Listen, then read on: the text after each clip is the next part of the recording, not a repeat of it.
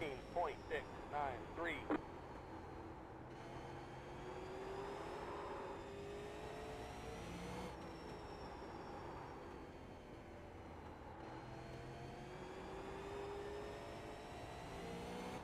15.784.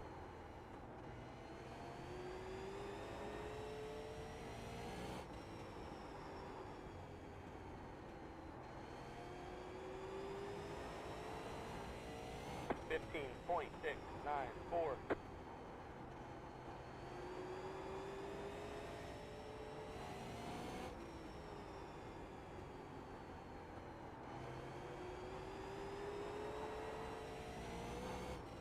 15.563.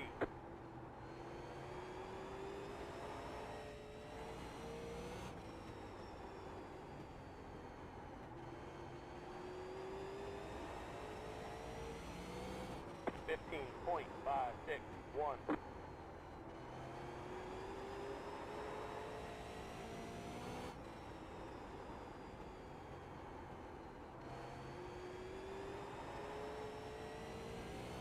15.537.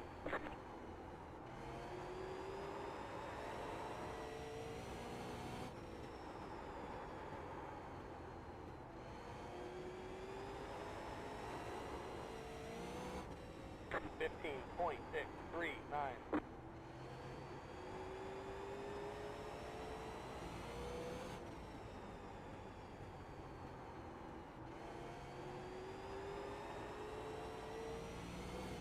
15.626.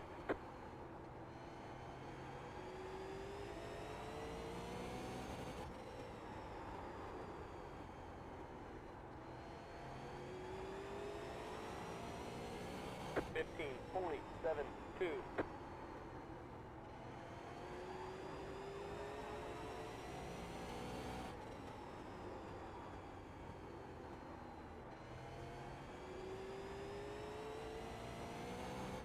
15.616.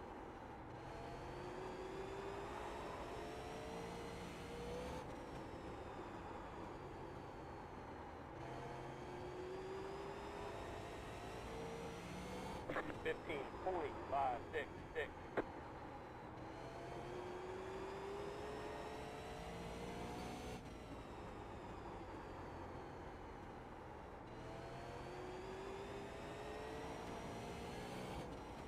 15.836.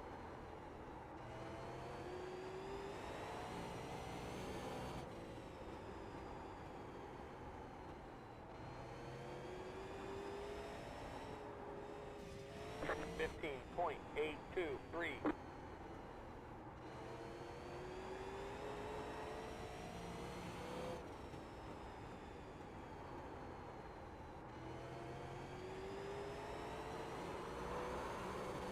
15.856.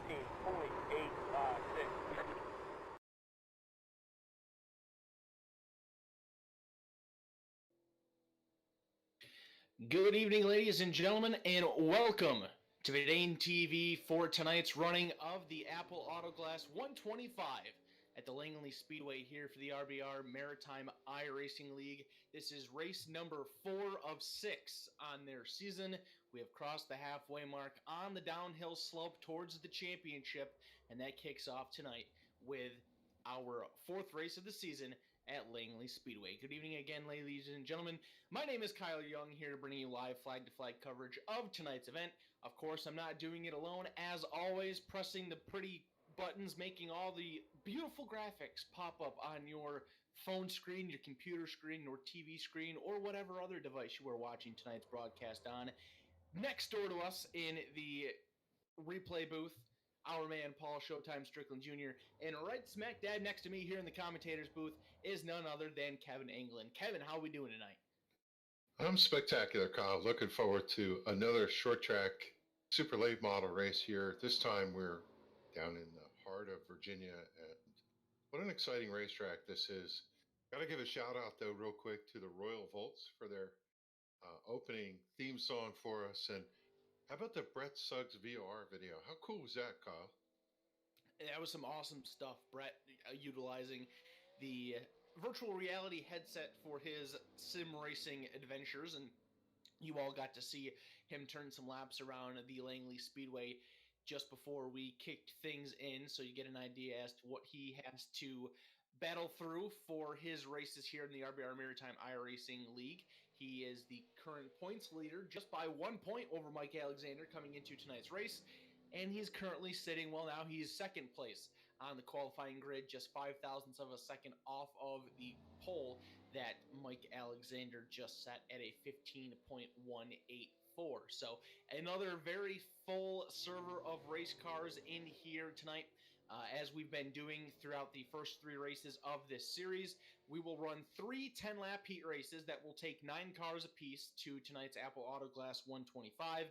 We'll have a quick 3-minute warm-up session, and then we will be on the grid for the 125-lap feature that will start 27 cars, and as just mentioned, going 125 laps around this 0.4 mile short track that is Langley Speedway. So looking like just under a minute and a half left in the qualifying session before we go to the heat races. Again, Kevin, we're on the downhill slope here, halfway through the season.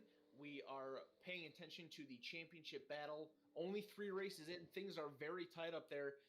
Just 1 point separating each of the top 4 drivers from the car in front of them. So only 4 points separating 4th place from the lead, and then it's so tight all the way through.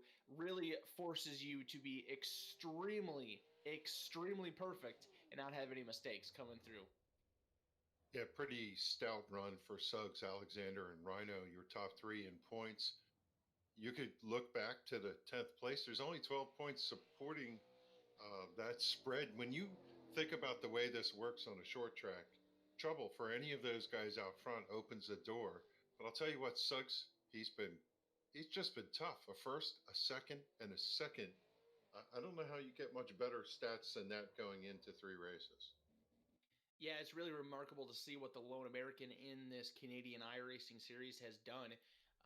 Has not been off of the podium. He has not finished worse than second. And looking through the point standings right now, his drop week is a second place finish. If I'm remembering the information correctly, I think they get 1 drop week in the first 5 races. So to see him with a second place for a drop week is absolutely remarkable in the first half of this season, and it'll be fun to see what he's able to do here tonight and through the remaining portions of this series. So qualifying has wrapped up. We are now getting set for our first of 3 heat races on the night. Looks like this first one is going to have, I believe, 10 cars. So we're going to send 1 person home here tonight in this first heat race, Kevin. Yeah, the grid is taking shape right now. Mike Alexander, he won qualifying, if you could call it that. So he's going to start on the pole with Chris Roma starting in the 2nd position in this first heat. Nick Nolko is going to start 3rd. Wade Craswell in the 67 is going to start 4th. Brendan Lively 5th in the 70 on his outside. 6th position, Derek Gates in the number 19. Mark Williams will start in the 7th position. Nicholas Mott in the 52 is going to start 8th. 9th, Scott Alexander.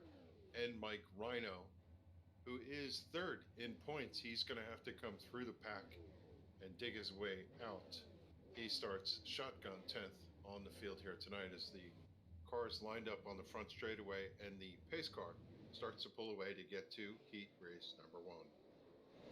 Yeah, very interesting start to this event here tonight. Mike Rhino starting scratch on the field in this first heat race. He did not throw down a qualifying lap, so that forcing him to start in the back. Now, one of the interesting things about this format, Kevin, is that we do not have any last chance qualifier, no consolation, none of that. It's just straight through these heat races. So if Mike Rhino finds problems in this heat race, he could be the lone man on the outside and miss tonight's feature event. And that's obviously not something that you want to do, being 3rd place in points, just 2 points out of the lead. Yeah, minimum, he's going to have to claw his way through. And we suspect that this race, the feature, will be a track position race. So Rhino wants to do whatever he can to, 1, meet the objective of getting into the feature, and then 2, getting as far ahead as possible so he can have a good starting position for the later feature tonight.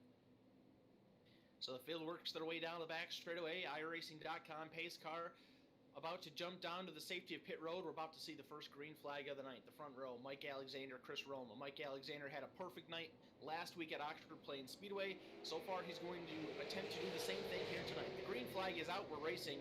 Mike Alexander with a great start. Nicholas Noggle, a great start for him as well. He's able to get underneath the 83 to Chris Roma, takes over second place position, and so far so good as they all head into turn number 3. A little bit of contact between the 70 of Brandon Lively and the 67 of Wade Craswell. Craswell getting the shorter end of the stick there. He loses a bunch of positions and is stuck on the outside as they roll back into turn number 1. Yeah, he turned the car about 70 degrees sideways, but then got tapped in the front, straightened it out. Now he's stuck to the outside lane. He's got the 55 sitting underneath him as the rest of the field running nose to tail with Alexander out front. Scott Alexander in the 55, he's able to pull in, and unfortunately Craswell's going to have to tuck in behind him. Craswell has to be careful here, running in position number 10. That is the only position that will not transfer into tonight's 125-lap feature at the moment, so he's going to look to the inside here of Scott Alexander. Alexander made a mistake there in turn number 2, side-by-side for 9th. Very important spot here. Of course, it is the battle for the last 2, but it is the battle for that final transfer position. Craswell on the inside completes the pass on Scott Alexander. Alexander will drop back to the yellow line. He's going to try to find a way around the 67 once again. Halfway this time by, cross flags are in the air, 5 down, 5 to go. In the meantime, Mike Alexander out front comfortably. Battle for second place. Nick Noggle just got it taken away. Chris Roma tucks into that second position, puts Hunt and our leader, the number 75. And it looks like the 4th spot held down comfortably by Brandon Lively at this point as we complete lap number 7. 3 laps remaining here in this first heat race, been dominated by the 75 of Mike Alexander, leading all the way from the pole. As Kevin just mentioned, Chris Roma was able to get around Nicholas Noggle for position number 2. That Royal Volts number 83 machine riding around there in the runner-up spot. Popsicle sticks are in the air, 2 laps to go. Other than that little bit of contact between Wade Craswell and Brandon Lively, pretty event-free heat race going on right here. We'll take another look back at that final transfer spot as we come to the white flag here. Wade Craswell in the 67 has it. Scott Alexander in the 55, a few car lengths off. He's going to need a big lap here to get into the show.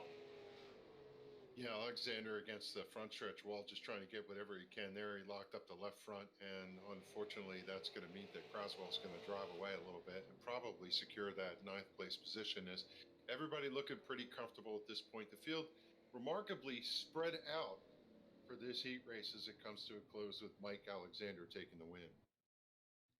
Perfect heat race there for Mike Alexander. He wins it from the pole. Chris Roma will finish in 2nd. Nicholas Noggle 3rd. Brandon Lively from 5th to 4th place at the finish. Mark Williams will complete your top 5. Derek Gates finishes in 6th. Nicholas Mott 7th. 8th place finisher is Mike Rhino. And the 67 of Wade Craswell hangs on to that 9th and final transfer position, leaving the 55 of Scott Alexander outside. Will not transfer on to the Apple Auto Glass 125 tonight. They will have to load up and head home. 10 cars on the grid for heat race number 2. Let's bring you your lineup. Brett Suggs is going to start on the pole on his outside, the 97 of Riley Duncan. Conrad Murphy starts 3rd with Roger Down in the 21 to his outside. Kyle Gavin starting in the 5th position. Brad Hayes is starting 6th. Daniel Vetch in the 29 starts 7th. 8th place will be Caleb Urquhart. 9th place is going to be Nick Pothier. And starting shotgun is the 32 of Ashton Tucker. So we will see the same thing here in this heat race. 10 cars fighting for 9 positions. So we will send 1 car home in this second heat race as well. Great to see all these drivers coming out here and competing. Very strong fields throughout the entirety of the season. I don't believe we sent anybody home in those first 2 races, Kevin, but I know we sent a couple cars home last week at Oxford Plains. We're doing the same thing here tonight at Langley. Makes it very interesting, very intense here for these quick little 10-lap heat races. Yeah, there's a super draw for this division. Super late models obviously run these tracks. We're going to Myrtle Beach next week. It's just exciting to know these cars and get a chance to run these venues and the drivers coming out and supporting the series. So here we go with heat race number 2. Green flag is in the air. We are underway. Points leader Brett Suggs. Riley Duncan leads the field down into turn number 1. Duncan with a slight advantage on that outside line as they enter turn 1 for the first time. Nearly some contact there in the center 1 and 2. Suggs will pull ahead, but a great drive going into turn number 3 for Duncan. He pulls even, but through the center on the bottom, Brett Suggs will prevail, and he leads lap number 1. Yeah, trouble for Brad Hayes as he had to check up to keep from getting to the back of the 21, Roger Down, who's unable to get down to the inside line, still running to the outside. He's tucked around the number 29. As up front, we got a car around, the number 89 gets a tap, and he is sitting in what will be victory lane later tonight. Caution flag does fly for that spin by the 89 of Conrad Murphy. Does not look like he has any severe damage at all. I'm not sure if he made contact with that inside wall or not, but that is exactly why we have Showtime Paul Strickland Jr. around to take us through that kind of stuff and let us know for sure. Paul, welcome into the broadcast for the first time tonight. Take us through caution flag number 1. Yeah, just a little bit of a bumpski there for the 89. These guys are running side by side, the 89 and the 97 of Duncan and Murphy. And we're going to take a quick look here at the Kick-Ass Beef Jerky instant replay. If I can get the right button pushed here, and we'll see here, they're racing side by side. You saw it happen live on your screen. 89 kind of dipped below the yellow there just a little bit. Pancaked the side of that 97 car, and just a little bit of a lazy spin there, like you said there, down into victory lane. But he's able to grab a gear, get on going. You can see there's not really much damage on that number 89 machine. So doesn't look like the 32 of Ashton Tucker made the call to the race. So all 9 of these drivers still running will make the feature here later on this evening. So not the end of the world for Conrad Murphy. He can definitely use the rest of this race, the second half rather, to kind of practice and see what the car's going to do on a short run. I gotta say, Kevin, that's a little bit disappointing to see Ashton Tucker unfortunately not make the call for this heat race. I'm just looking through the entries list. He's not even in the server either. So Ashton Tucker was a very competitive driver in this series last week at Oxford Plains Speedway, was contesting inside the top 5 throughout the majority of the race last week. Unfortunately, not making the call tonight for the heat race, so he goes home. He will not be part of the Apple Auto Care 125 tonight. And barring more results like this in the next 2 races, pretty safe to assume that the driver currently sitting 9th place in the points is going to see this as his drop week in the first 5. Yeah, and certainly Conrad Murphy, who's running 6th in the points, is going to see that as a blessing because I'm not sure if his car got any damage, but certainly he put himself in a little bit of a jeopardy there. You know, we haven't talked about the dynamics of this track, but one of the things they're really trying to do is get down to that yellow line and get a good drive off the corner, and sometimes they use the apron just a little to help turn the car there, and it looked like it might have had a little bit of a play here as we get ready for the restart. You know, despite Oxford Plains Speedway and Langley Speedway being different shapes of racetracks, there are a lot of similarities between the two. Very flat, very slow speed racetracks. Got to be very careful with your throttle. It's going to be a low line fest throughout the majority of this race tonight. So we'll see if the guys that were successful last week see the same success this week here at Langley. First lap of the restart going to be completed here. Brett Suggs got out to a great jump. Side-by-side battle for position number 2 as they take the popsicle sticks with 2 laps to go. Kyle Gaiman completes the pass on Riley Duncan, puts Duncan back to 3rd place. Everybody else single file throughout the field, and they're coming off of turn number 4 here to see the white flag. Comfortable lead out front for the number 33. He looks like he's got him covered here as he comes out of turn 4 to take heat race number 2. Everybody else settled in single file. We do see Conrad Murphy trying to make a play for that position. Unable to get it. He was to the front wheel, almost snuck away with that 5th place position as a good recovery for the number 89. So here's your finish for heat race number 2. Points leader Brett Suggs leads it all the way. He gets the victory. Kyle Gaiman from 5th all the way up to 2nd at the finish. He will grab the runner-up position. Riley Duncan finishes in position number 3. Daniel Vitch is 4th, and completing your top 5 in car number 51 is Nick Pothier. Conrad Murphy finishes in position number 6 after his spin. Brad Hayes is in 7th. Roger Down in 8th, and Caleb Urquhart takes the 9th place. And a final transfer position, of course, Ashton Tucker, as we mentioned, did not start that heat race, so he is credited with 10th and will miss out on the Apple Auto Glass 125. Lineup posted for heat race number 3. Looks like we have 9 cars coming to the call. Matthew Barkhouse is your pole winner. Keith McClellan is going to start second in the number 30. Inside row number 2, Craig Tully in the 5. Travis Roma to his outside in the 38. Todd Cousins in the number 2 is going to start in the 5th position. To his outside, Taylor Layton in the number 27. 7th starting spot for Tanton Woolridge in the 00. Jake Goodwin in the 24 is going to start 8th, and shotgun on the inside, Brandon Campbell. I think about this, Kyle. The most exciting thing to do for these starts or restarts is to watch and see how those guys on the outside claw and battle for every position. They don't want to get stuck on the outside and get freight trained by the inside line. No, not at all. As we saw last week at Oxford Plains Speedway, another flat track that's going to be predominantly a bottom line racetrack. It's going to be very difficult for that top side to become a lane. Of course, we could see that happen as we get a full 27 car field out there. We get some laps running under race pace and see what happens. But you're very right. The bottom side is going to be very dominant. We've seen all season long how important that pole position is going to be for starts and restarts. So we'll have to monitor that throughout the Apple Auto Care 125 tonight, what those guys that start and restart on the outside line are able to do. Tucked in tight for Barkhouse, who's going to bring us down to the green pace cars in. Barkhouse hard on the throttle. He's going to jump out to a good lead. The inside line gets a jump for second. Side by side, their battle is off to the second turn and on the backstretch. Well, it looks like it's going to be the inside car prevailing. It's going to be the number 5. Craig Tully pulling into second right behind him. It is a good battle with Travis Roma sneaking in there. Keith McClellan runs in 4th. The top 5 will single file out there. Oh, we got trouble with the 00 machine of Tanton Woolridge. He gets turned around and makes contact with the outside wall. In turn number 3, he gets the car spun around and going. No caution flag as of yet. It appears that is going to stay in its holster, and we will remain green. Unfortunate there for Tanton Woolridge. Looks like unless we get another caution from another incident, he is going to have to suffer a 9th place finish. But, of course, we still have plenty of laps to go, so we'll see what happens from here on out. Yeah, that looked like a racing incident. The 199 of Brandon Campbell coming into the corner just had a different braking point, went in a little harder and got into the back of the Buckshot 00, turned it around. The good news is 9 cars qualified, 9 cars made the call, so everybody's going to get in, but Woolridge is going to be saddled with a poor starting position come feature time. He will have a lot of work to do in tonight's Apple Auto Care 125, so that'll be a fun story to watch in his number 00 machine. We just crossed the halfway mark in this 3rd and final heat race. As we've seen with the previous 2, the pole sitter has absolutely dominated, that being Matthew Barkhouse here this time by.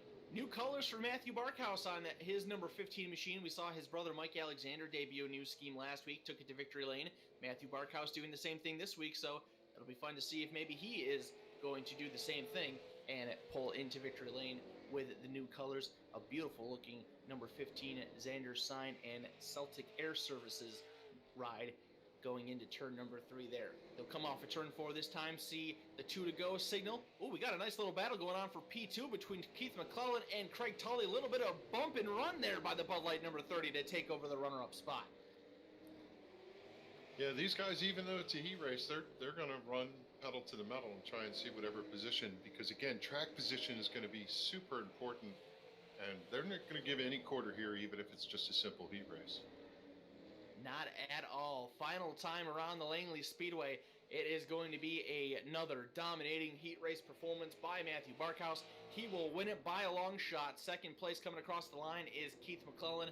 3rd will be the 5 of Craig Tully. Todd Cousins comes home 4th, and 5th place in the 38 is Travis Roma. Brandon Campbell 6th. Taylor Layton 7th. Jake Goodwin will finish in 8th. And after the spin, Tanton Woolridge in the 00 will finish in position number 9. So there you have it, ladies and gentlemen. All 3 heat races are wrapped up. We have our field set for tonight's Apple Auto Care 125 here at the Langley Speedway. 125 laps around this 0.4 mile flat short track. We will have 27 cars filling it up.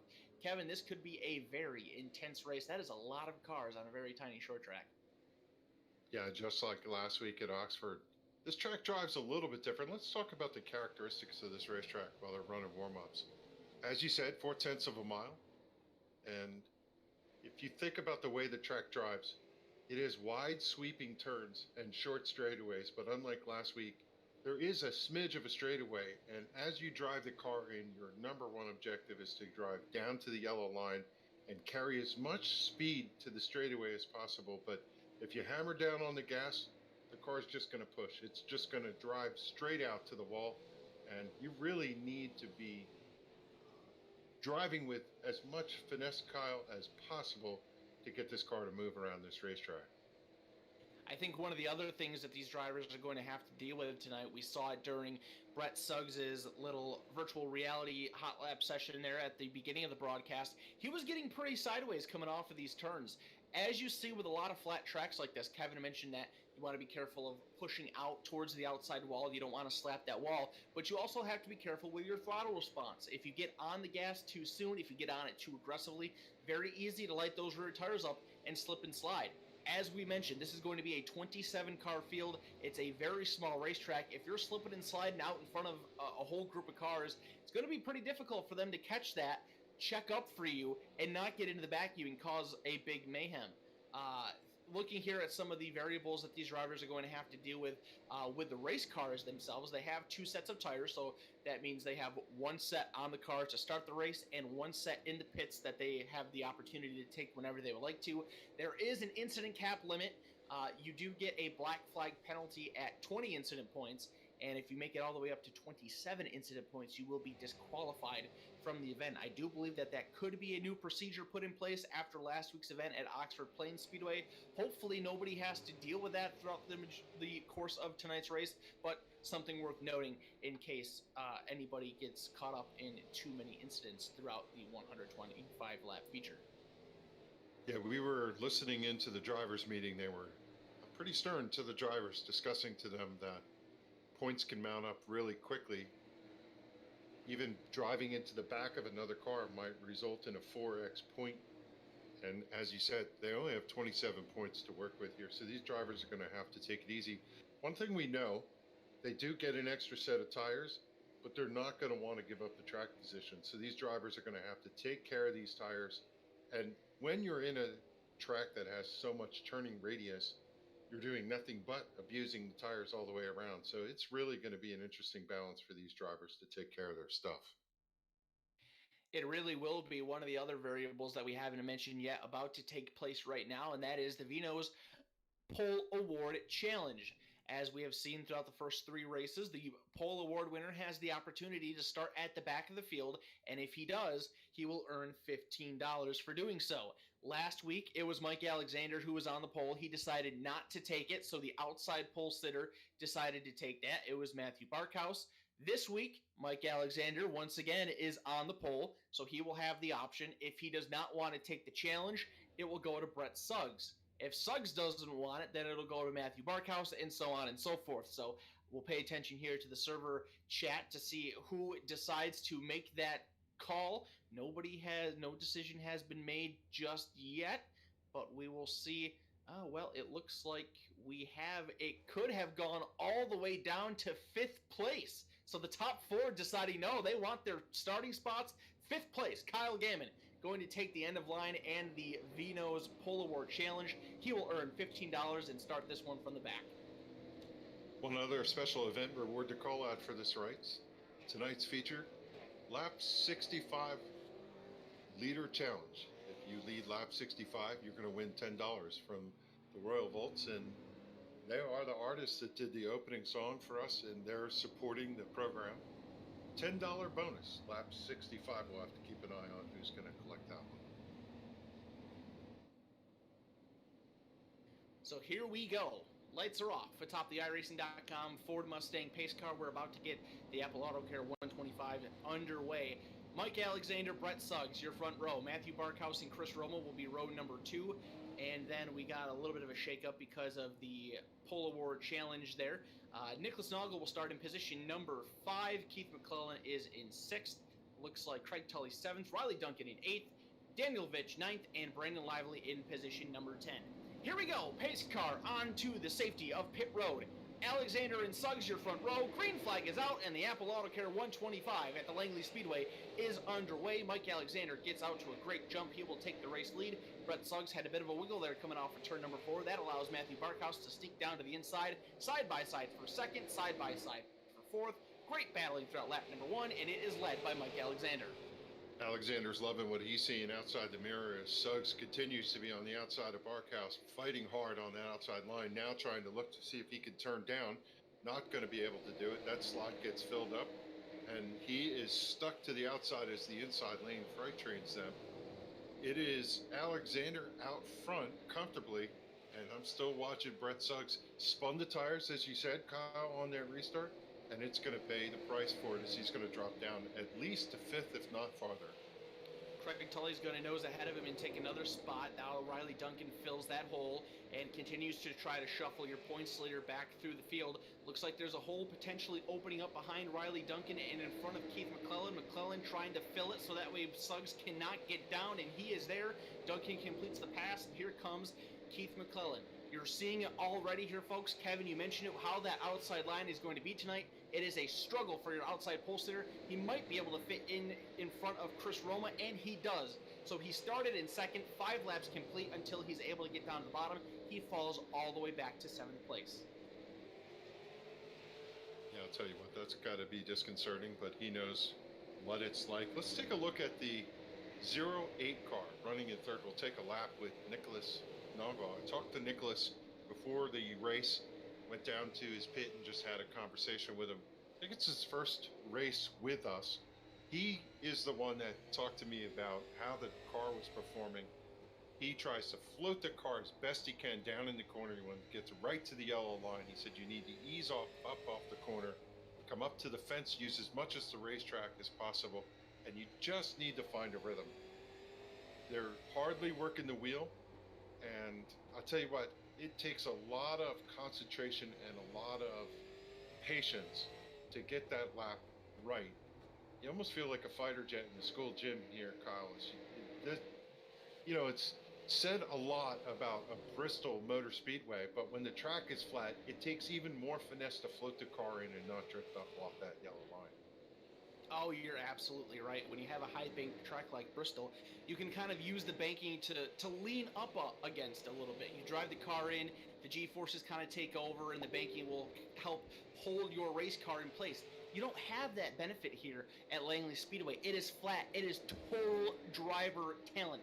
You cannot overdrive it. You got to be careful getting back on the gas. And so far, we're seeing Nicholas Noggle do a great job of that. As you mentioned, this is his first race with us here at the RBR Maritime iRacing League this season.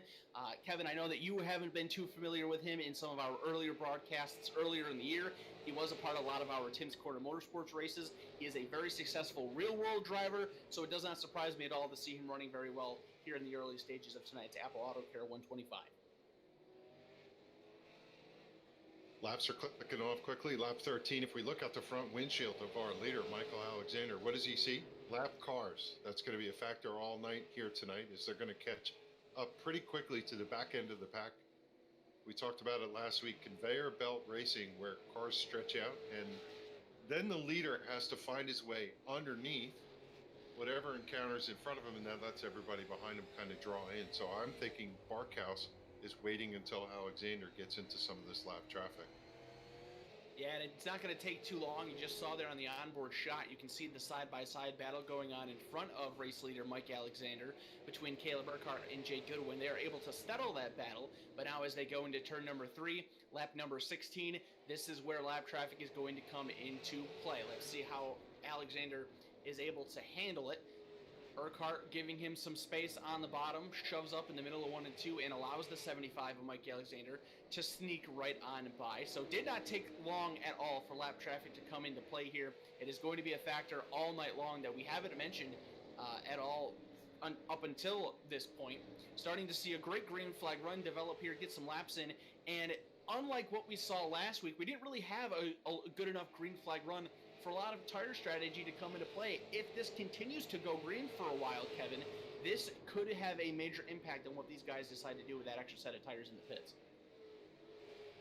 Yeah, so far it's been a comfortable battle out front for the 75. He's got a lot of space, but there's a 4-car battle going on there for the 4th position. And this is where it gets tedious. You look at the car at number 30. Got a car right in front of him out the windshield and a car right behind him at the back bumper. And you have to pay attention to both front and back. Have eyes in the front and back of your head as they're still also coming into contact with some of these lap cars. They have to mind what's going on the outside. Ricard in the 11 gives way to these 4 cars battling. Nobody side by side just yet. Everybody playing nice, single file right around the bottom, trying to see where they are better than the car ahead of them, trying to figure out what they need to do to better themselves. Bit of a mistake there by Riley Duncan down the front stretch. He gets out of shape. That's going to allow Keith McClellan to look to the inside through 1 and 2. He is now there going into turn number 3, and this could cause the conveyor belt effect here. Kevin caught Riley Duncan stuck on the outside, loses 1 spot, and here comes Brett Suggs to fill the hole to try to take away another. Yeah, Suggs remembers the experience earlier, and he is not going to forget it as he drives underneath Duncan. We thought for sure that Chris Roma would do the same thing. He opened the hole for a minute. The 97 thought about it, but didn't do it, and now the 97's going to tuck in. Collect his breath, sitting there in 7th position. Wonder if that car has got a little bit of damage. It looks like it might have picked up a push from that contact to the outside wall. Does not look like it's turning as well as the 3 cars in front of him start to draw away a little. Yeah, that right side pretty well chewed up on the 97 of Riley Duncan. You're currently riding on board with the 30 machine of Keith McClellan, who is running in position number 4. You can see what he sees as he is trying to run down 3rd place driver Nicholas Noggle. McClellan doing a really good job of backing up the corners on entry, being nice and smooth, trying to develop his runs coming off of the turns instead of getting too aggressive going in and overshooting, being very easy coming in, trying to get as hard of an exit as he can coming off. So far, looking pretty good, but not able to really separate from Brett Suggs, and he's definitely not going to separate himself from Brett Suggs now, as the first caution flag has flown here on lap number 27. Yeah, yellow out for the first time here tonight as the field's going to gather up behind the pace car. Everybody going to take a collective breath after 27 laps of feeling the car out as the pace car picks up Mike Alexander. And we'll look to see if we can pick up where the caution came from. Not clear on that yet. Looks like it came from the 17 machine of Brad Hayes there as he was just getting ready to start lap number 26. He was on the outside line. He had the 67 of Wade Craswell right behind underneath of him. He kind of got about a 90-degree slide in there. Didn't really completely spin out, kind of gathered it back up and pointed it in the right direction, but it was enough for the race officials to throw the caution flag, and we'll give you an opportunity to look at it here with Paul on the replay.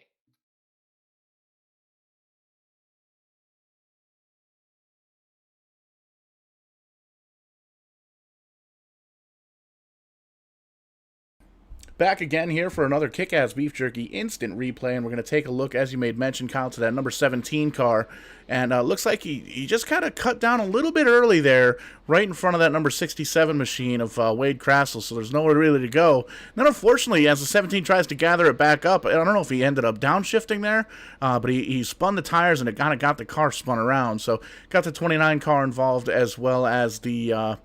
I want to double check that car number so we're not misreporting. The 00 there of Trent Wooldridge. So tough break for those guys. Looked like there's a little bit of damage there on the 17 car, but nothing too worse for the wear. Looks like these guys are going to be able to kind of hammer out some of the virtual damage there on pit road and get back to running the race here, Kyle. So caution flag number 1 coming out after a very nice green flag run, giving you guys just some updates on the field. It looks like the number 24, yes, the 24 machine of Jake Goodwin was the recipient of the free pass, so he is able to get himself back on the lead lap. The 11 machine of Caleb Urquhart is the only car 1 lap down, and we do have 1 retiree from the event already, the 199 of Brandon Campbell. He is no longer a part of tonight's Apple Auto Care 125, so he will be credited with the 27th place finish for tonight's feature. Other than that, though, all the remaining 26 cars are on the lead lap. 25 are on the racetrack. 25 of those 26 are on the lead lap, and we are getting set to go for the restart. We are doubling them up here on lap number 32. So we will have, that's too much math for me to do right off the top of my head. We'll have 90 some odd laps to go, 93 laps to go when we go green. Yeah, Alexander, Barkhouse, McClellan, Noggle, Brett Suggs, they're going to be your top 5 going to green. You know, I was just looking at my notes from last week. The first caution came from the 17 who got spun and tapped from the, I think, 22. So Deja vu all over again. And speaking of deja vu, what have we seen every week? The 75 jumps out to a lead, and he's being chased by the 15 of Barkhouse. Didn't take long for the front portion of the top 10 to get single filed out. Still some side-by-side battling going on with the 34 of Mike Rhino. He actually just took over the position there from the 38 of Travis Roma. Roma, the man stuck on the outside now. He watches the 89 of Conrad Murphy go around him and now is trying to hold off the 5 of Craig Tully, as Tully looking to get into the top 10 and send the 38 out. Look at Todd Cousins in the 2, right up on the back bumper of Craig Tully. Wants to try to do the same thing, but he opened up a hole for the 38 of Roma, and Roma is going to fill it and drop down in line in position number 11.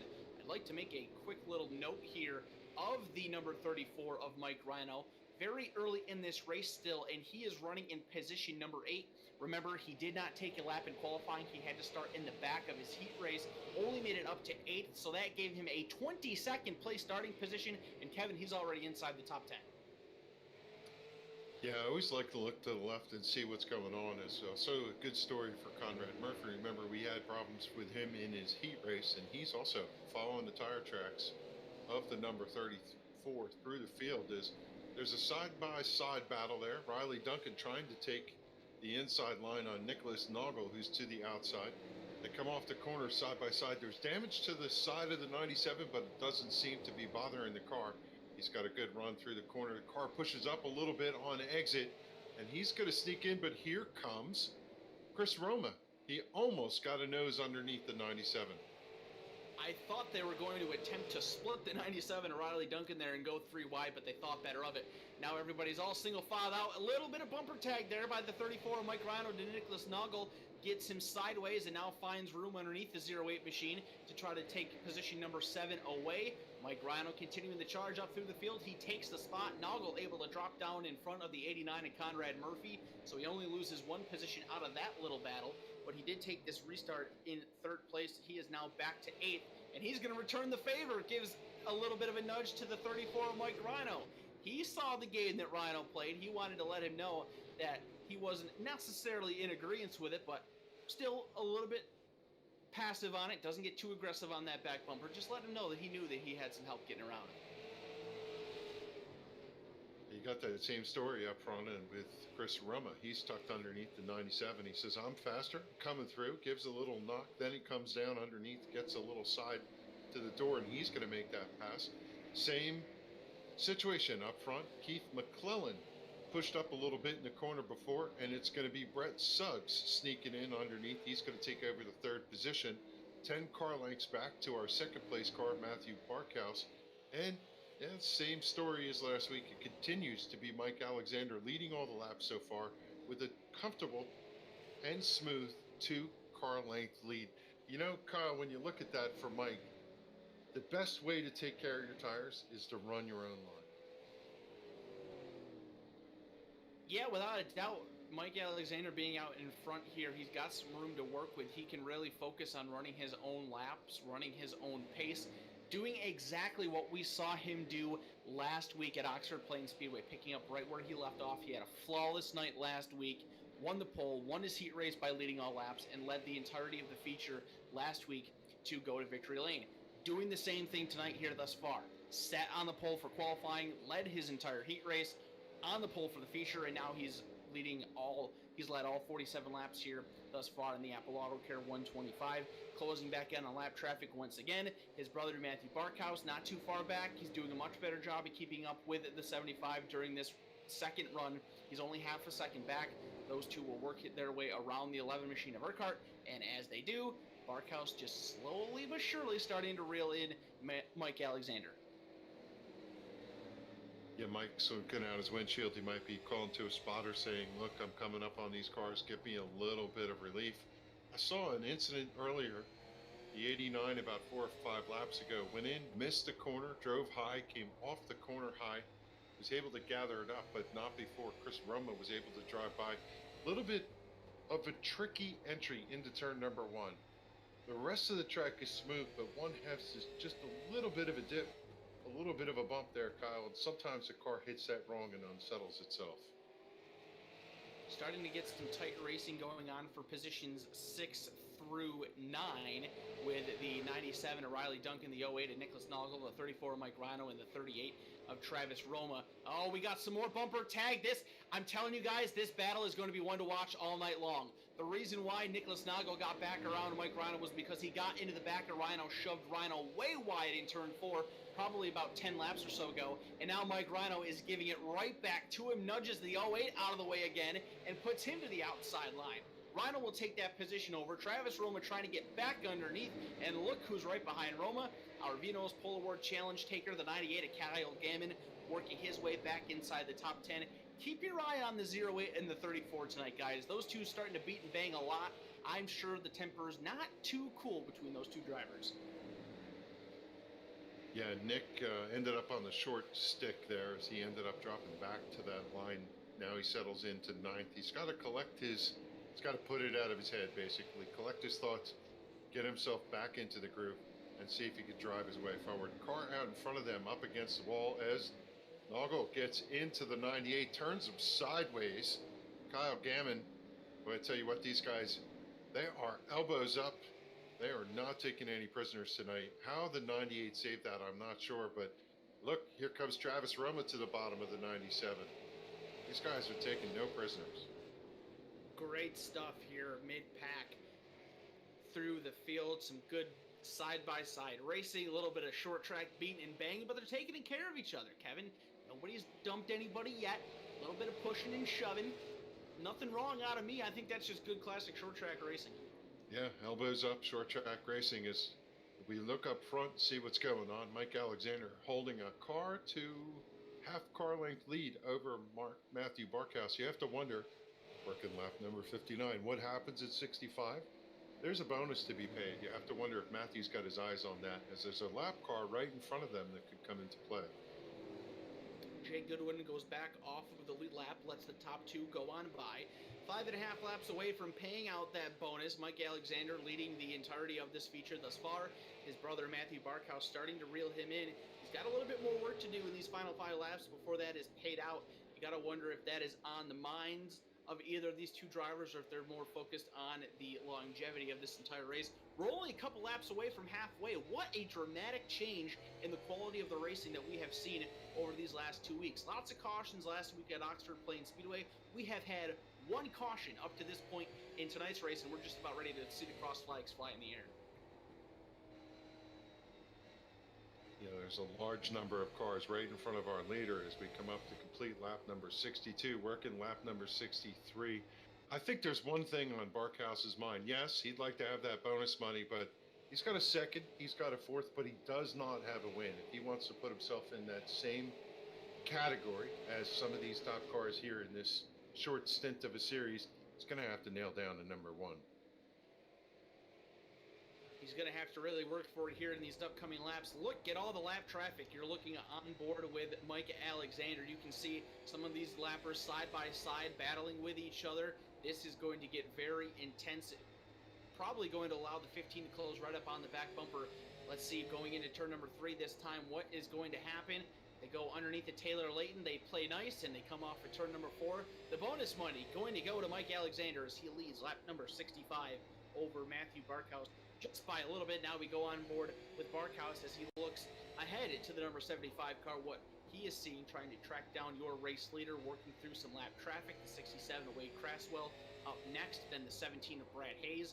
We saw those two get involved in our only caution up to this point. You can see some of the damage on the 17 machine from that incident. They get around the 67 of Craswell, and while they're working through lap traffic here, Kevin, not really seeing anybody else close in. These two guys doing a great job. Of course, again, as I've been saying, they are brothers. They're probably being very patient with each other, working very nicely with each other, getting through the lap traffic, and trying to continue to separate themselves from the field, so that way they don't get into a battle and bring in Brett Suggs, Chris Roma, and Keith McClellan into the mix. Yeah, they have almost a 2-second advantage over the third place car, Brett Suggs, and right now they are playing nice. They're running nose to tail, but what I have noticed is, well, it looks to me as if Barkhouse is closed in. And when you get into lap traffic, that's your opportunity to pass, and you've got to be there to strike. So what we see is he comes up high, so he can drive off as hard as possible to the straightaway in case there's a passing opportunity. All that going to go for naught as caution out. One car sitting sideways there in turn number 4. The leaders have to check up, keep out of trouble, and they're able to do that safely. Everybody else returning around as the number 75 will pick up the pace chart in the backstretch.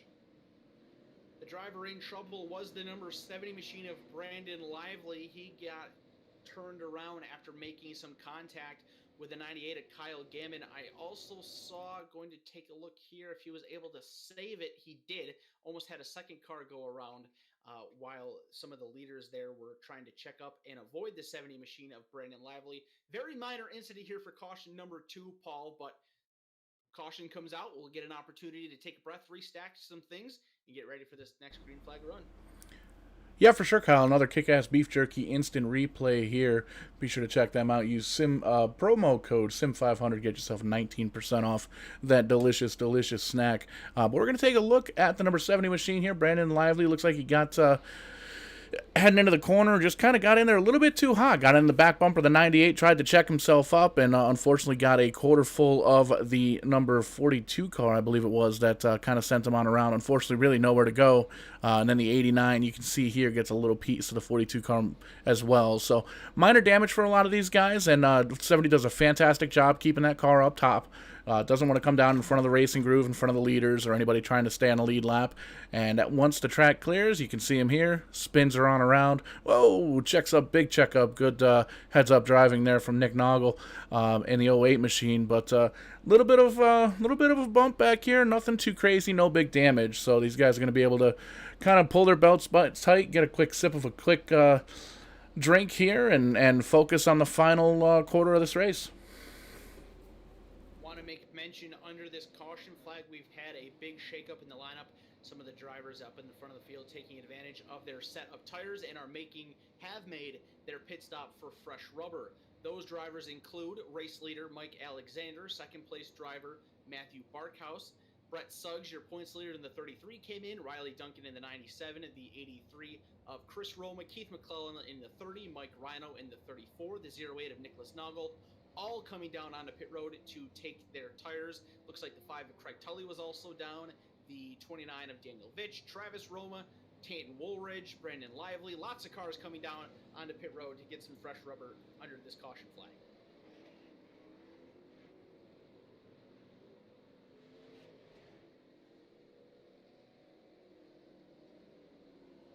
So race control going to extend this caution period to allow everything to kind of reset and get all sorted back up after all of that.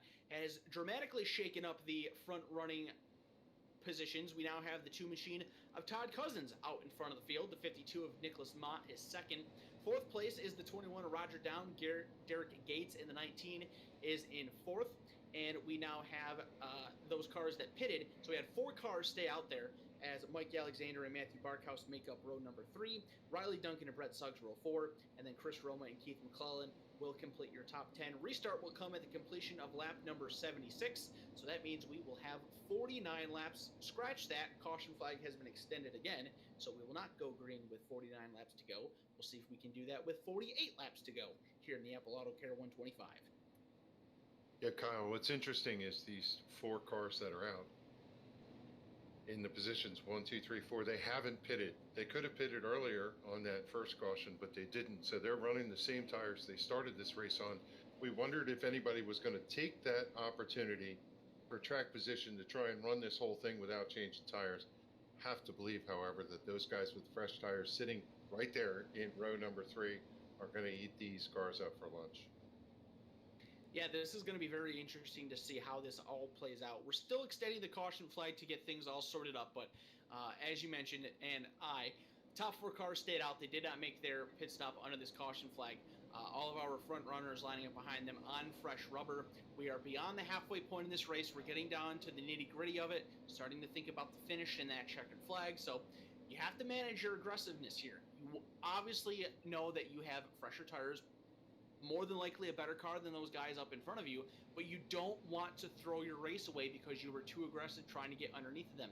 You see that happen so much, is that the guys that are on fresh rubber, sometimes they almost think that they're entitled to those positions up in front of them just because they are faster and on new tires compared to the tires that are old up in front of them. But that's a strategic move. Those guys have just as every right to be up in front of them as they do being behind them. So going to be very fun to see how they are able to manage working their way through these guys. Plenty of time to be able to do it. There's only 4 of them, but some of those cars that are up in front of our dominant drivers tonight, very good, very competitive cars. So it should be fun to watch what happens here, as it looks like we're going to go green this time with 46 laps to go. Starting order all sorted out. We're going to bring these drivers back into green flag situation as the pace car turns left. It's up to Todd Cousins to kick it off. He gets a good restart. So does the inside row, Mike Alexander, hunting underneath for that 3rd position. He's going to make quick work of 3rd. Now he's hunting 2nd. And no surprise, we really thought that 75 was going to get the jump. And he is already to 2nd position as they roll off to the start-finish line. Complete lap number 80. We've got trouble going into turn number 1. I see the 30 of Keith McClellan is around. That may have started. Oh, the 51 of Nick Pothier goes upside down and is getting shoved. Oh my, wow. Caleb Urquhart giving him a slide on his roof through turns 1 and 2. I believe that started with some contact made by the 15 of Matthew Barkhouse and the 52 of Nicholas Mott. I did see the 2 of them get together coming off of turn number 4 on that first lap of the restart. Not exactly sure what happened after that, but something caused the 30 of Keith McClellan to go around. And looking at it myself, looks like there's a few other cars that got involved with that as well, Paul. Pulling up one more time, the Kick-Ass Beef Jerky Instant Replay. Going to look at it from the blimp here. We're going to focus. You can see some 3-wide action. Noggle down low, Alexander. Check that. Barkhouse in the center. They kind of get through that. I'm going to back that up one more time here because there was a lot happening in just a little bit of a short time. You see the 52 car up high as well. So those guys get 3 wide, and it looks like the 97 kind of checks up just a little bit, as does the 19, and the 19 gets a little bit of a help from the 38, sends him around, the 89 gets around, and it looks like the driver worse for wear here is going to be the number 30, Keith McClellan, gets tagged a couple of times, and then, well, there you see the 51 car. He gets shot from the 11 car, gets a couple of nudges there from the 11 car. See if we can rewind that one quick time here. You can see the 51 trying to get up high and just gets run in from the back of the 11 car a couple laps down there and flips him up on his lid and, well, kind of shoves him down the track. That's not too cool, but tough break for a lot of these guys. He sticks the landing, he grabs a gear, and he keeps rolling in that number 51 machine, so it'll be curious to see where he finishes throughout the rest of the race. I'd give that a 9.5. I don't know about you, Paul. Yeah, I'd give it a 9.5. Definitely a 10 on the landing. I'm surprised we can still read the number on the roof there, Kyle. Yeah, he spent a lot of time on his roof there in 1 and 2, but they got that car all situated. It looks like he's going to continue. Yeah, you can see there's a lot of damage on the front end. That Rowdy Energy number 51. Mike Alexander has taken over the race lead once again, guys. Todd Cousins dropped down on the pit road once he had the opportunity to do so. So that's going to put Mike Alexander and Brett Suggs back at the front of the field. Matthew Barkhouse buried back in position number 5. He did not get off to a great restart that last time, and of course made that contact with Nicholas Mott that kind of shuffled things up and may have had a slight impact to do with how that whole incident started off there. So now we got the fresh tires up at the front of the field. We have less than 40 laps to go when we go green flag. This should be very entertaining. And through all this, before we go green, how about a shout out for that 00 machine at Tan Woolridge? Started scratch on the field. He is up to position number 7 right now. Let's see what he's able to do on this restart to try to keep himself up there and get a great finish. Yeah, the good news for Tin is he's on the inside line. If he could just hold tight to the cars in front of him and keep the thing heading in the straight direction, he might be able to even further improve his fortunes as Alexander kicks the gas and he's going to head off to turn number 1. Good jump, and he's going to clear 2nd and have a half a car length going to the backstretch. Your top 2 in points, running 1 and 2 on the race order. I hear some sliding going on somewhere, and it is going to bring out the caution. Who is in trouble? The 08 machine and Nicholas Noggle. Nicholas Noggle is in trouble in turn number 3. He goes around, and it looks like, oh boy, he had some help from the 15 of Matthew Barkhouse. Yeah, Noggle come up out of 4, and the car looked like it wiggled just a little bit. He got it gathered up, thought he had enough of a run, tried to sneak down the bottom, and Barkhouse, with laps running out, just wasn't going to give him any opportunity. Yeah, we'll take a quick peek here. We're going to focus the 08 black car on the outside with the gray numbers. You can see a little bit pushed outside there from the 83, no big deal, and just loses the back end of the car. Nowhere really for Barkhouse to go. Kind of shoves Noggle around. Doesn't look like it was too big of a hit. Able to grab a gear and just stays out of the racing groove, lets everybody get on by. So tough break for Nicholas Noggle. Looks like he's already made a pit stop for tires, so he's not going to be able to do anything there. But definitely going to be able to come down pit road and maybe bang out some of the virtual sheet metal damage on that number 08 machine if he chooses to. Yeah, Kyle, what is this I see with the 15? He's up in the high line. So he's having to go to the back, Kevin. There is a no-fault system here in the RBR Maritime iRacing League. So since Matthew Barkhouse was involved in the cause of that caution, he didn't spin around, he didn't get the wall, but because he was part of the cause of it, he has to go to the back along with the 08 of Nicholas Noggle. So not at all what you want to have happen if you're the 15 machine of Matthew Barkhouse so late in the going here to make a mistake there and turn the 08 around. Now he's going to have a lot of work to do in a very short period of time. Not exactly sure how many laps we will have once we go back to green, but we're currently running lap number 90, so we know that we will have less than 35 to go once the green flag goes back into the air. So that'll be something to watch as well here in the closing stages, if either of those two guys are going to be able to work their way back up into the top 10 before the night is over. Looks like they're going to restart just outside of the top 20. We have 22 cars on the lead lap right now. Still 26 of the 27 starters out there running. As mentioned, the only car that is still behind the inside wall is the 199 of Brandon Campbell. So pretty impressive to be this far into the race and only have one car out.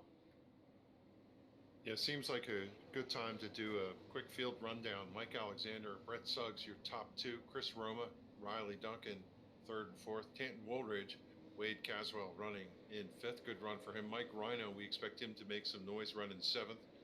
Taylor Layton running eighth. Keith McClellan running ninth. Brad Hayes in your top 10. So we're all double up, getting ready to go back to green flag racing. 33 laps to go will be the distance once these guys are back on the loud pedal. Still Mike Alexander and Brett Suggs on row number 1. As Kevin just mentioned, Suggs trying to creep out ahead just a little bit to get a good restart. He's able to do so, sticks with the 75 going down into turn number 1. Of course, he's on that outside line. Chris Roma there and Riley Duncan might have made a little bit of contact behind these top two. Suggs is not backing down, Kevin. He's going to try to make that top side work. Just not quite enough, though. Alexander able to get a great run off of turn number 4, and that will have to be proven once again as the caution flag comes out in turn number 4. I see the 17 of Brad Hayes in trouble, the 52 of Nicholas Mott up against the outside wall. Looks like the 27 of Taylor Layton also got involved, and I think the 38 of Travis Roma got a piece as well. Oh boy, oh my, Travis Roma went for one whale of a ride during that one, Paul. Yep, pulling up the kick-ass beef jerky instant replay one more time here, and we'll give it to you as we see it. And we're going to take a look. We're going to focus in, as you made mention, the number 17 of Brad Hayes. He comes in, he gets a little shot there. The 27 shoots him on around. 98 gives a little bit of a push, as does the 19. And holy moly, there goes the 11 car up underneath of the Roma machine. We'll see if we can back that up just a skosh one more time. And man, I actually want to ride on board with that number 11 car. Find out exactly what went down there. You can see smoke and not really much time to react. And just holy moly, there's a good shot at the undercarriage of the Roma machine there. But tough break, nowhere for Caleb Urquhart to go there. Man, it's been a rough relationship for that 11 car, 2 laps down, but still trooping along, still trying to hope for a top 25 here. Not sure if you want to keep that replay rolling there, Paul. There was a little more action after that all was said and done.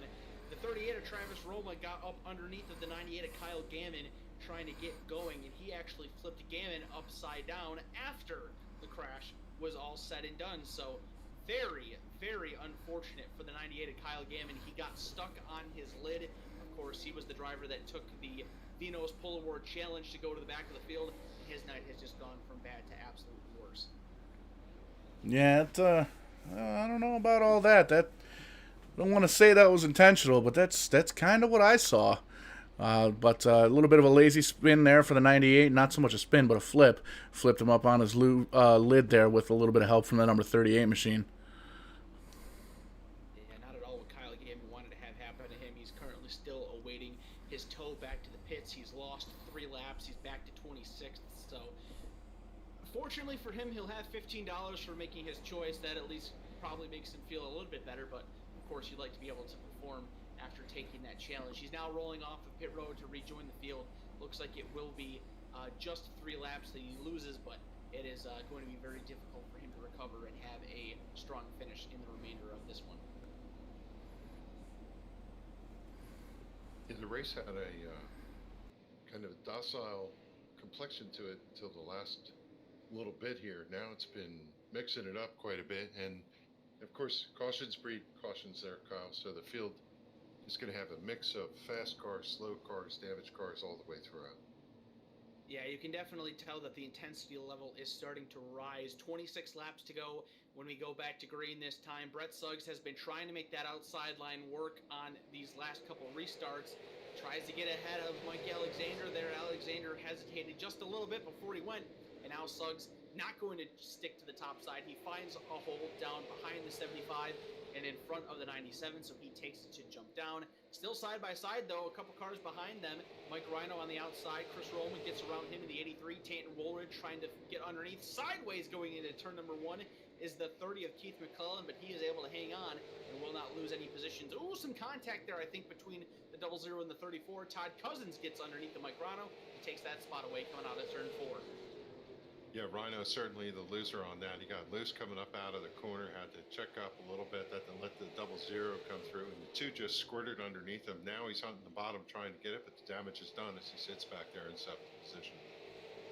So all that craziness seems to have calmed down just for the moment. The majority of our front runners, single file around the bottom side of the racetrack, just crossed over the 100 lap mark, so less than 25 laps remaining in tonight's Apple Auto Glass 125. Riley Duncan is in trouble in the 97. He just sacrificed a couple positions. He's back to position number 5. I saw him down on the apron there the last time by. He turns 3 and 4, and Tanton Woolridge went around him on the outside line. He's able to get back in line and continues to run his number 97 in position number 5. Yeah, his braking point was a little late there. I thought he was going to get into the 00 going into the corner, but he was able to lock it up and keep it off of him. It was up front. I'll tell you what, Suggs is putting quite a bit of pressure. He's not going to let Alexander get away. He absolutely is not. 2 of the most dominant drivers in this series thus far. They are running 1 and 2 in points. They're only separated by 1 point. That 1 point going in Brett Suggs' favor. But, of course, if things go on the way that they are, this could allow Mike Alexander to take over the points lead once we come out of tonight's event.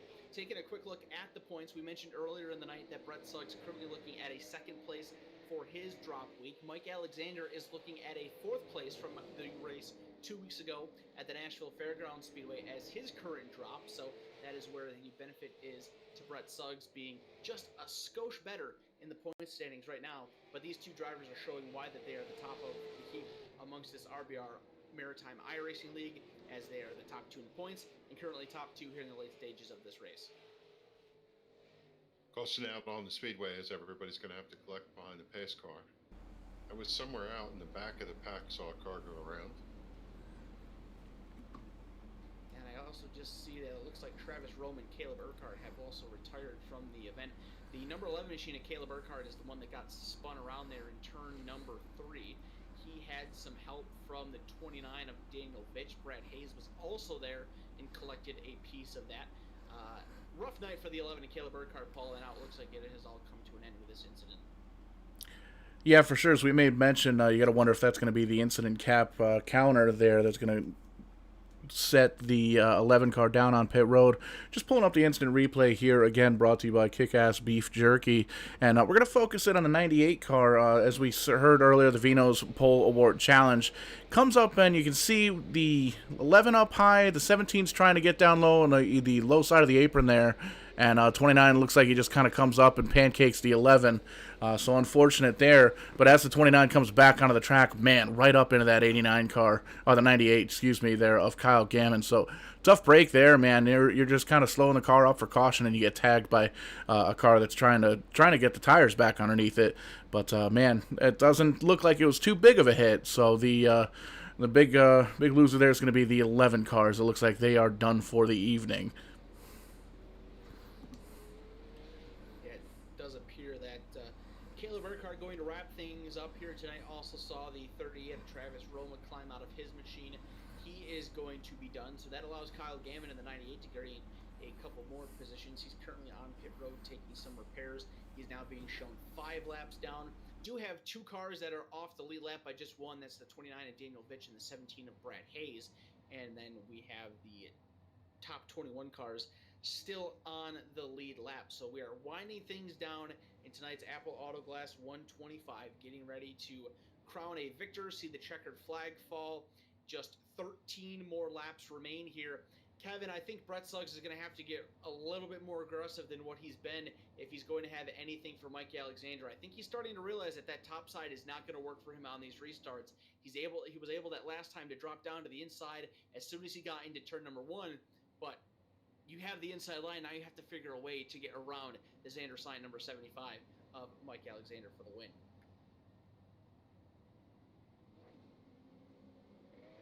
Certainly he's going to want to get that position for bragging rights and come away with another win on the season. There could come down to an actual tiebreaker the way these things are going, where they're separated by 1 or 2 points. But he also wants to not screw something up here. If he ends up finishing second to Alexander, they're going to come out of the points tied with 2 races to go. And I don't know, risk versus reward. The one who stands to gain from this restart is the 15 Barkhouse. He's running 11th. He's on the inside line. He's only got a handful of laps to try and make his way forward and get as many points as possible. And he is taking advantage of that as they come back in for the restart. He's already picked up 2 positions. He's down on the apron trying to make his way past. Yeah, Matthew Barkhouse not... Oh, boy, the 2 of Todd Cousins goes around off the front bumper of Keith McClellan. Was just going to mention how aggressive Matthew Barkhouse was on that restart. And as soon as I started to speak, the 30 of Keith McClellan getting into the left rear corner panel of the 2 of Todd Cousins and spins him around in turn number 1. Jake Goodwin goes up and it punches the left side door of that number 2 car. And it also looks like the 21 of Roger Down and the stairway to Nicholas Nalgo also get a piece of this incident as they spin to the bottom of turns 1 and 2. Yeah, unusual contact there. I think it almost looked like he was going to try to go to the bottom, but turned in a little bit later, and that resulted in that contact. Yeah, you saw it right there. There's 4 or 5 guys, 3 or 4 guys looking for the same piece of real estate at the same time. Really just nowhere. You can't occupy the same piece of racetrack at the same time. So a couple of lazy spins, couple of quick little bumps, no major damage. You can see the 24 comes up, T-bones to 2, but doesn't seem like it did too much there to the 2. But then you see Noggle around, another car down there on the grass, tearing up the infield. Man, the landscaper's going to be mad later on today, but looks like still going to have 21 cars, maybe 20 cars on the lead lap here. So really looking forward to the finish here. 7 laps to go. Keep in mind that with the RBR Maritime iRacing League, we do have up to 3 attempts at a green and white checker finish if we need it. Have seen a little bit of yellow fever start to plague the closing stages of this race, which with short track racing, you kind of have to expect it. Time runs down, people getting a little bit more aggressive with their moves, trying to take everything that they can get in the final opportunities that they have. So looks like we're still very well clear of being able to make it the scheduled distance as of right now.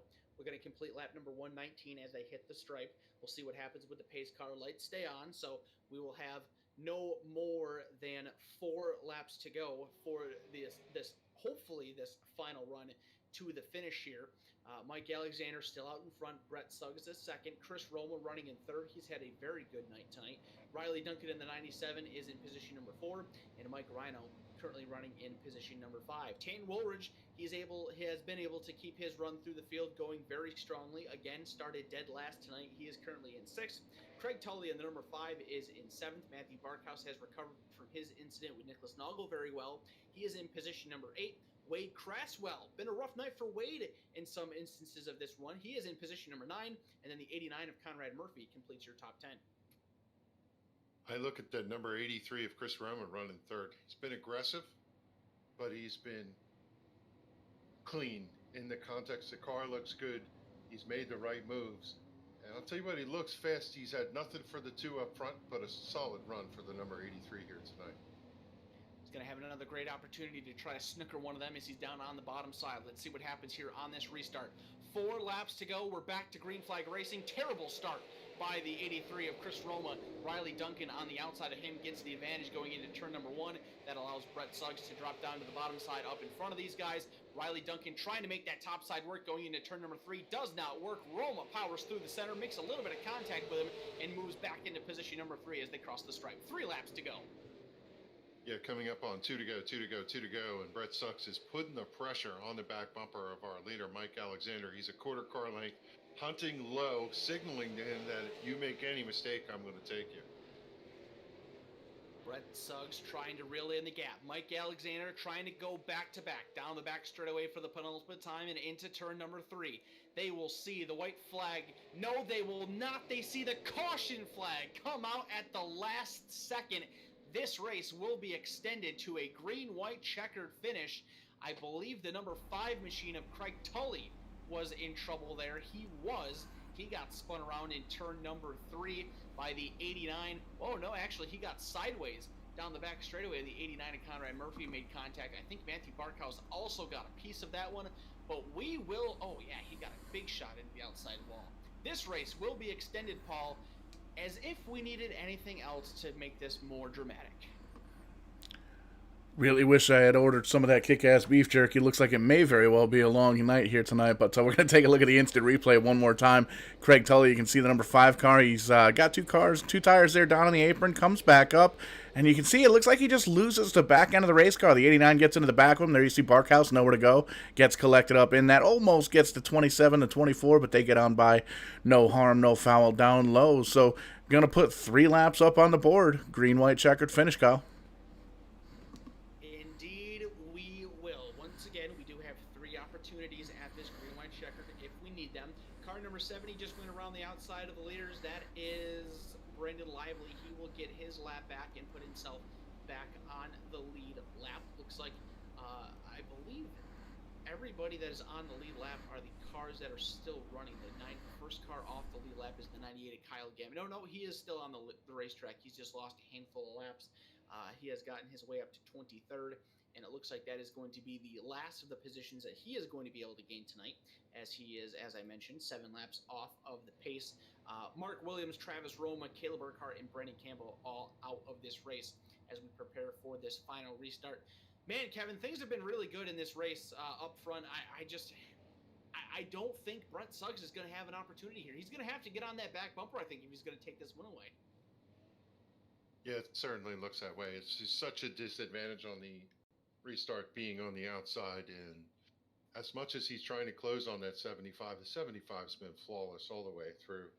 I was looking at the race official channel. It looks like maybe Conrad Murphy given an end of line. So he's going to drop from that 11th position back. That's going to hurt his standings here in the late going as they rack them up to get restarted one more time here. How close, Kyle, was the 75 to the start-finish line? It had to be a handful of feet. I think he was right around pit entry by the time the caution flag flew, so that's got to be a heartbreaker for Mike Alexander. He's going to have to earn it once again here, getting ready for the first attempt at a green-white checkered finish. 2 laps to decide it. Who will win? Apple Auto Glass 125 here at Langley Speedway. We're about to find out as the pace car hits pit road. It was a poor restart last time for Chris Roma, but he gets another shot at it. It still isn't going to make a difference as the 75 squirts out. Mike Alexander leads the pack out of turn number 2, going to the back straightaway, side by side for 3rd. Roma still trying to hang tough there. He's got Mike Rhino trying to make the move. Rhino going to tuck back in there in the 4th position, but nope, the 97 is going to come in as their nose to tail coming down the back straightaway. The field makes it to the white flag this time. At the front of the field, the gap is too much between your top two. Back-to-back victories. Mike Alexander will win the Apple Auto Glass 125 here at the Langley Speedway over points leader Brett Suggs in second. Chris Roma will finish in position number 3. Riley Duncan finishes 4th. And despite that involvement in the previous caution and a hard shot, never mind, I just lied. He just got booted out of a 5th place finish. That is going to put Mike Rhino in position number 5 in car number 34. Great recovery for Wade Craswell tonight. He struggled throughout the majority of this event. Started all the way back in 25th. He finishes in position number 6. Derek Gates, haven't talked about him much tonight. He finishes in 7th. Tanton Woolridge in 8th. 9th place finisher is the 2 of Todd Cousins. And the 21 of Roger Down will complete your top 10. Yeah, what a recovery for the 19 of Derek Gates. He was nowhere to be found tonight and then ended up sneaking away with the top 10. As you see the rest of the field scroll through, we're going to take a quick caution. We'll be back with your top 3 after this short little break.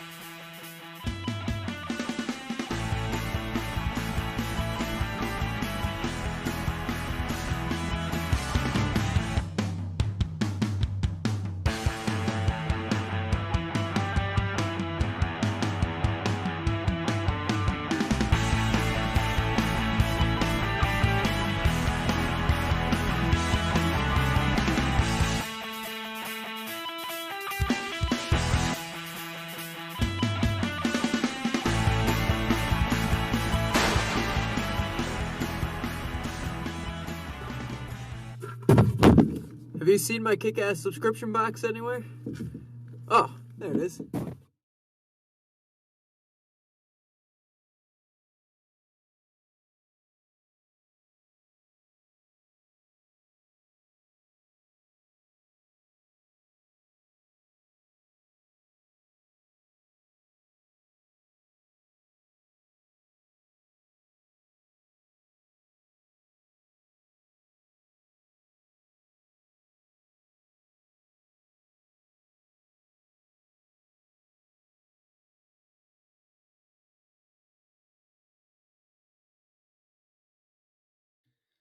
Welcome back to the Langley Speedway, where we have just concluded the Apple Auto Glass 125 here for the RBR Maritime iRacing League. Same story as we had last week with just 4 laps of misperfection by the 75 of Mike Alexander. Mike, you should be extremely disappointed in that. Almost had the complete back-to-back perfection. Same story pretty much as last week at Oxford Plains Speedway. You were fastest in qualifying, won your heat race after leading all the laps, and led 121 out of 125 laps here in tonight's race. Saw a very different race tonight compared to last week, though, so you had to earn it in a bit of a different way. Lots of green flag racing in the first half of the race. Saw some tire strategy come into play. Then some cautions kind of plagued the end there, but either way, throughout all of the obstacles, you go to victory lane for the second week in a row. What was it like from inside your car tonight?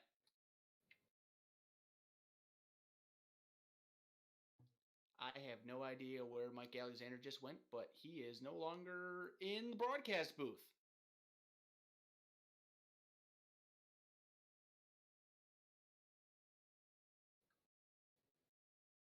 Here, let's try this again. Mike Alexander, you got a copy, bud. Yeah, sorry about that. I hit the wrong button. No, it was a great night. It's a lot like Oxford here.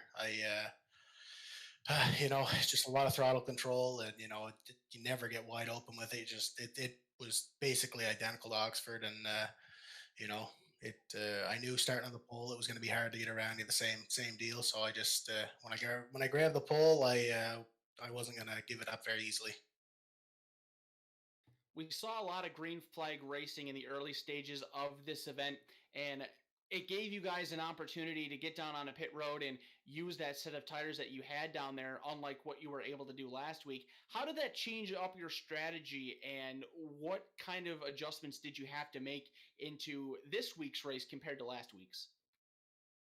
Yeah, well, we had that run, and I think I burnt mine up a little bit more than Matt and Brett.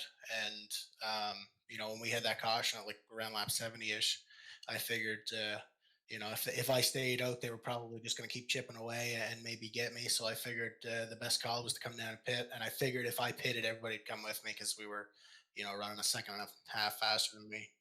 We were on the old rubber, so I figured that was the right call. And um, them guys get caught up in some misfortune, all the other Rev guys, but we snaked our way through, and it ended up working out for us.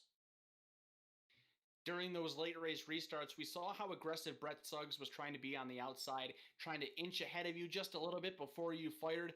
How concerned were you of him being a threat to steal this win away from you in those late laps? Well, he's a real fast racer, and he's always there. But I knew having the bottom, there's not much you can do on the top here. He's pretty much just at the mercy of the car behind me. Whoever, if the guy can't get in there, then if whoever gets on the bottom, they're going around the car on the top. So. Well, Mike, you've certainly asserted your dominance in this series. Not at all going to be denied of a championship opportunity. Back-to-back victories. Who would you like to thank for getting the trip to victory lane done tonight? First off, I want to just congratulate Chris, also finishing third 2 weeks in a row. That's good runs for him. He's really picked his speed up, and he's really coming alive. As far as who I want to thank, the guys over at Rev Racing. I want to shoot a special thank you out to Joey, our American friend. He's our development driver. Keith, Matt, Mike, Ronnie, them guys. Aaron Arkinson's Auto Salvage and Zanderson Group. So there you have it, ladies and gentlemen. Back-to-back victories here in the RBR Maritime iRacing League. One last week at Oxford Plains Speedway, wins the Apple Auto Glass 125 at Langley Speedway here tonight. That is the 75 machine of Mike Alexander. We'll send things down to Kevin England, who is caught up with at least the guy coming into the night was the points leader, our lone American here in the RBR Maritime iRacing League. Second place finisher, the 33 of Brett Suggs. Yeah, Brett Suggs just unzipping his driver's suit, a little bit hot after getting out of the hot race car. But talk about hot, Brett. You are on a hot streak. Unable to score the win here tonight, but you were in the hunt all night long. Yeah, I thought last week at Oxford was a bottom feeder, but man, this track for sure, you get hung out on the top side. And as you saw at the beginning of the race, Chris and I went right to the back of the pack early on. So it was heated for sure, trying to claw our way back up through the field, but happy that 4 races down and our worst finish is second. But still, Mike, he's quick. He's on a 2-race win streak now, so got to put a stop to that. Yeah, when you look at the way Mike gets his restarts, it's actually fortunate for you because he gets such a big jump on that inside line that it opens a hole and lets you come back in. But it was no gimme all night long. You were fighting on the outside in several of those restarts. Yeah, with him running, the way he was having those restarts, and the green flag likes to fly really early at this track, so I could see he was trying to wait further and further in the box, but then the green flag was flying, and we had the second row beating on our back bumper, so really good to be able to duck in line right there like we were able to, hang on to second. Wish we could have had a shot at Mike at the end, but just burnt our tires up there after strapping 4 fresh ones on. Burnt him up coming back through the field. You had a 1-point advantage in the track championship hunt now, given you finished second and he's first. I'm going to guess you guys are tied going in. What are you thinking for the final 2 races of trying to get yourself a championship this year? Yeah, it's probably going to be close. I'm not sure Mike's total finishes. I know our worst finish is second. I'm not sure where he's shaken out on the season. But it's definitely going to be close. Now that he has 2 wins, we got to step it up. We got to improve our practice and our long run speed. I think we had when we were having those long runs early in the race, I think we had good speed to come up through the field. But by the time we got to around lap 110 or so, um, he still had some steering left in his car, and I was fighting, trying to crank some brake bias into it to get this thing to rotate. So we really got to improve on our end of race, and I think I think we have Myrtle Beach next week. That's a pretty solid track for us. So if we can just fix the little things, hopefully we'll be right there with them. If we consider the drop race, you have a first, a second, and a second, and Mike has a first, and a third. So it is going to be interesting to see how it shakes out as you Titans do battle, if I could call it that way, going in. How about it, Preg? Anybody you want to say hello to this week? Yeah, shout out to everybody that tune into our stream each and every week. Mike was actually giving me some pointers earlier in the week for the stream. I didn't get to try them yet, Mike, if you're still in here, but I appreciate you helping me out with that, as well as the custom Matco, Speed Energy Drink, Lake Norman Power Cleaning, Breast Eggs Racing Marketing, and everybody that works in our IRL race team that comes out every race to help us. We have our next race and season finale next weekend, so looking to put on a good wrap to the season. And of course, you guys, as always, great broadcast, and Craig for the invite to the league.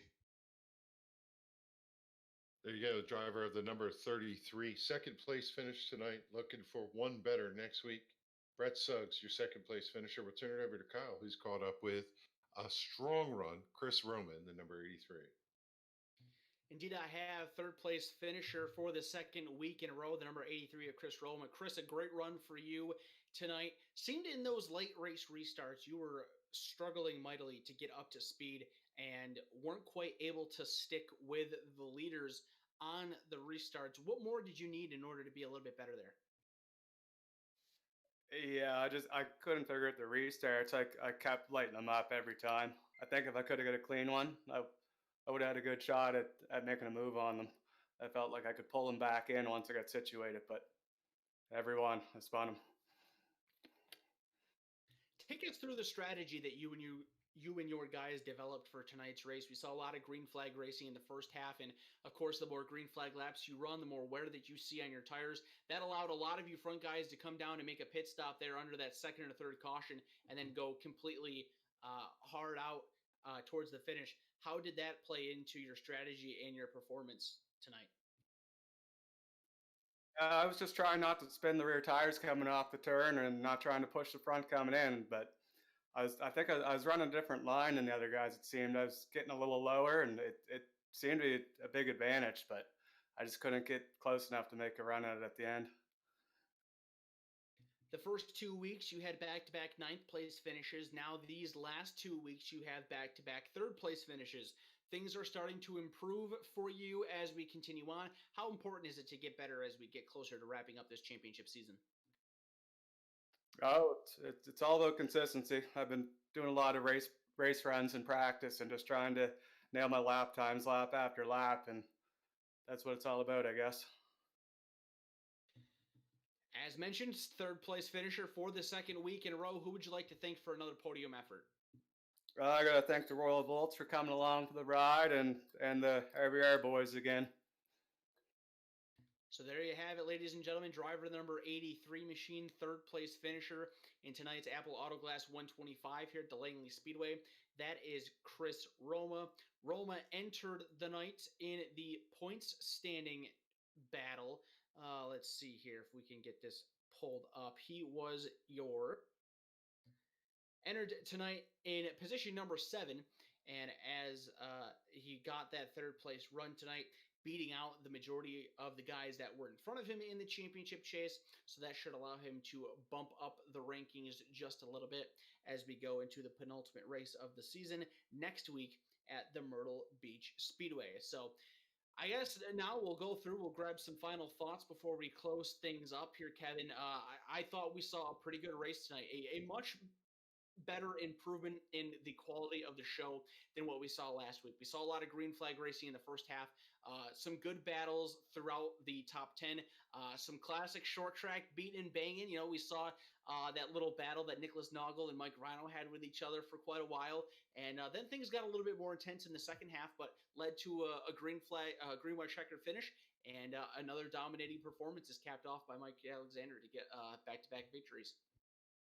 Yeah, Kyle, I think you hit it right on the head. I love to see short track racing where it's elbows up. Drivers are not afraid to use the bumper, not afraid to drive in underneath, give a little shove up, and then return the favor and not get upset about it. These guys put on a great show here, and I'm excited to see what's going to happen in Myrtle Beach because it's just a little bit of a different track, but it should afford an outside lane next week, we hope, and I'm looking forward. You know, one of the key things about it is how well these drivers are able to recover and drive back through the field. Some of them have quite a bit of speed. Oh, without a doubt, we've seen some of these guys having to make those charges through the field, whether it be by taking the Vino's Polo World Challenge or just getting involved in some adversity and having to work their way back through. I think you make a good point there with Myrtle Beach. It's very similar to these previous two tracks that we've raced at, Oxford Plains Speedway and Langley Speedway, as in it is another flat short track, but it's a much bigger, much wider track. You're going to see a lot more speed next week than we have in these prior 2 weeks, and that should allow the outside line to be more of an option. Again, it is still flat, but it's a bit more of a racier track, and I think we're going to be in for a really good show next week. Yeah, in the virtual world, no rain. We're going to be here racing right on time. That is absolutely true. Paul, we would like to get your thoughts and get in here on the racing action here tonight before we get ready to wrap things up and take a look at the future for Verdane TV. You had some late race work to do there, but we kept you kind of hidden for the majority of this race tonight. Yeah, fireworks on track and fireworks outside of the track there after the race. Pretty excited. That's the first time we've been able to catch those simulated fireworks post-race at one of these short tracks. Just one of the many, many neat features that that iRacing sports. Just like the neat feature you saw at the beginning of the race with Brett Suggs doing the virtual reality practice laps before the race. Was able to kind of send us a video of what he sees and how it looks on the inside wearing those virtual reality graphics there. We'll have to see if we can get them to record the fireworks. I think that'd be kind of neat. But yeah, taking a look at the Verdane TV schedule here, verdane.net/events. You can pull it up on your cell phone, computer, tablet, whatever you got. This Thursday, we've got Sim 500 returning to Verdane TV for the Daytona 150. And then next week, jam-packed week back here. 2 races to go for the RBR Maritime group. Back here for Tuesday night. Wednesday night, we've got the NEPS, the New England, Pennsylvania iRacing Series All-Star Double Feature. And it's also Kyle's birthday, so maybe we'll do something special for him. He's going to be out partying it up, and maybe we'll do a little something special for Kyle's birthday there. But then Sim 500 returns on Thursday the 5th for the Michigan 150. Be sure to check out verdane.net/events for all of the upcoming events. And speaking of upcoming events, I do want to take just a minute here to talk about the Sim 500 Verdane TV Super Speedway Series coming up. First race number 1. Very, very soon, November 14th, the Daytona 60. We're going to be racing Saturday nights once again. Practice is going to be 10 o'clock, qualifying 10:30, and those times are Eastern.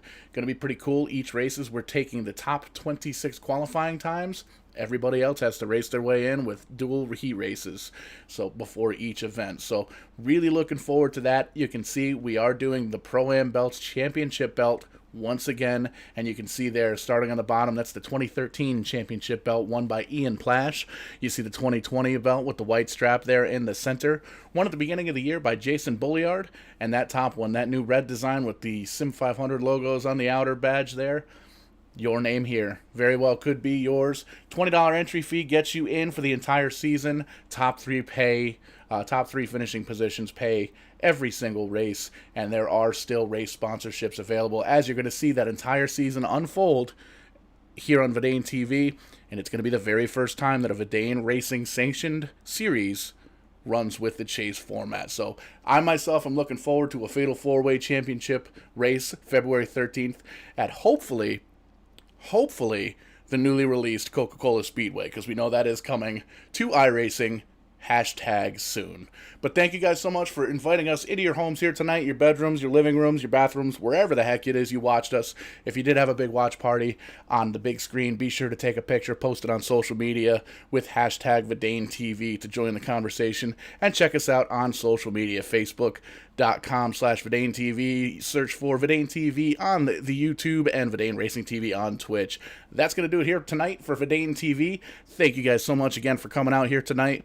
For the RBR Maritime Group, Apple Auto Glass 125, I am Showtime Paul Strickland Jr. Up here in the booth, Kyle Young and Kevin England. Have yourselves a great night. We will catch you on the flip side.